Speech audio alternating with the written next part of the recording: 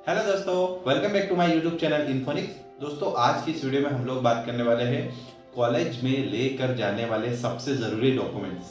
आप सभी को पता है कि थर्ड राउंड अलॉटमेंट आ चुका है और अब थर्ड राउंड में जो कॉलेजेस मिले हैं स्टूडेंट्स को, अब क्या क्या डॉक्यूमेंट्स लेकर जाना है कॉलेज के अंदर।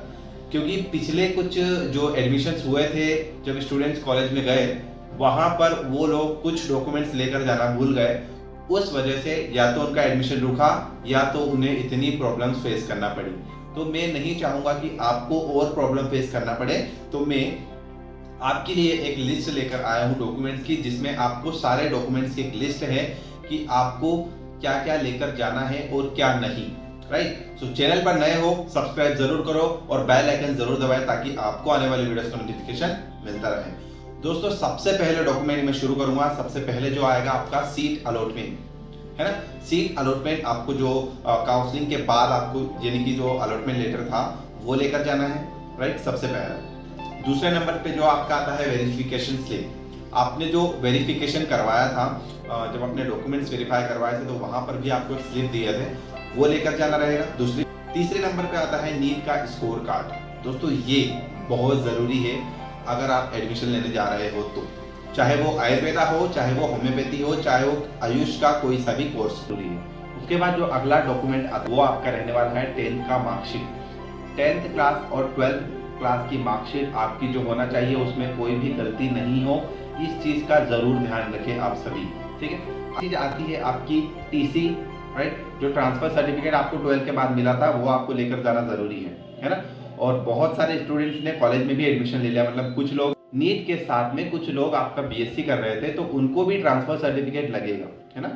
अगला आता है दोस्तों माइग्रेशन सर्टिफिकेट। ये भी आपको लेकर जाना बहुत जरूरी रहेगा। ठीक है, इसके बाद बात करूंगा मैं आपको कैरेक्टर सर्टिफिकेट की, है ना। तो दोस्तों, इसको भी आप साथ में लेकर जरूर जाए। देन आपका आता है गेप सर्टिफिकेट। दोस्तों, गेप सर्टिफिकेट आपका वो होता है अगर आपने 12th के बाद कोई गेप लिया है, या अगर आपने 12th के बाद कोई कॉलेज लिया है, तो उनके बीच में अगर जो गेप रहा है ना, आपको उस गेप सर्टिफिकेट को भी ले। अगला बात करूंगा मैं सीट लिविंग बोर्ड का एफिडेविट।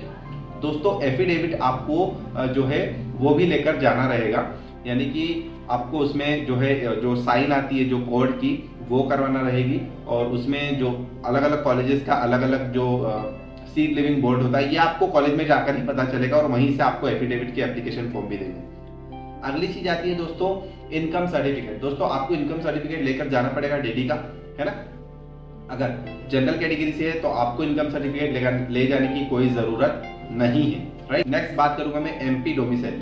अगर आप मध्य प्रदेश के मूल निवासी हो, है ना, अगर आप एमपी डोमिसाइल से हो, तो आपको ये वाला डॉक्यूमेंट लेकर जाना बहुत जरूरी है। ठीक है दोस्तों, अगला मैं बात करूंगा आपको कास्ट सर्टिफिकेट की। दोस्तों, कास्ट सर्टिफिकेट कि आप ओबीसी से है, एसटी एससी से है, ये कैसे पता चलेगा, तो आपको कास्ट सर्टिफिकेट लेकर जाना भी बहुत जरूरी है। ठीक है, अगर आप मध्य प्रदेश के हैं तो। ठीक है, नेक्स्ट बात करूंगा मैं फोटोग्राफ्स। यहाँ पर एक डाउट आता है कि फोटोग्राफ्स कितने रखना है, तो कम से कम आपके पास 10 फोटोग्राफ्स होना चाहिए।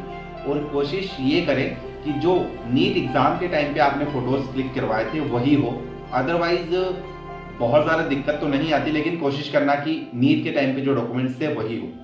अगला अपन बात करेंगे आधार कार्ड। दोस्तों, आधार कार्ड सबसे बड़ी आइडेंटिटी होती है हमारी आज के टाइम में, सो आधार कार्ड की फोटोकॉपीज आपके पास होना चाहिए ना।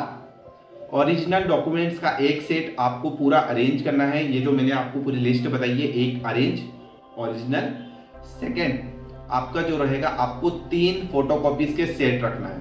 कितने?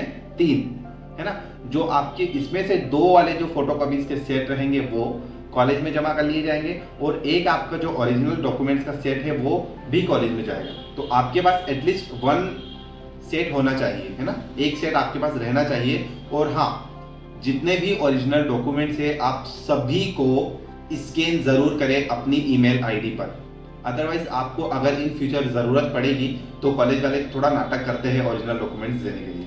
ठीक है, सो दोस्तों, यही था आज का लिस्ट पूरा, जिसमें सभी डॉक्यूमेंट्स मैंने आपको पूरा बताया है।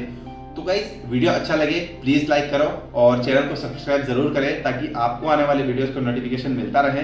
और इसी तरह से आपको BAMS, BHMS और जितने भी आयुष के कोर्सेज हैं उनमें एडमिशन में हम लोग शायद कुछ हेल्प कर सकें। ठीक है, thank you very much and जय हिंद गाइस।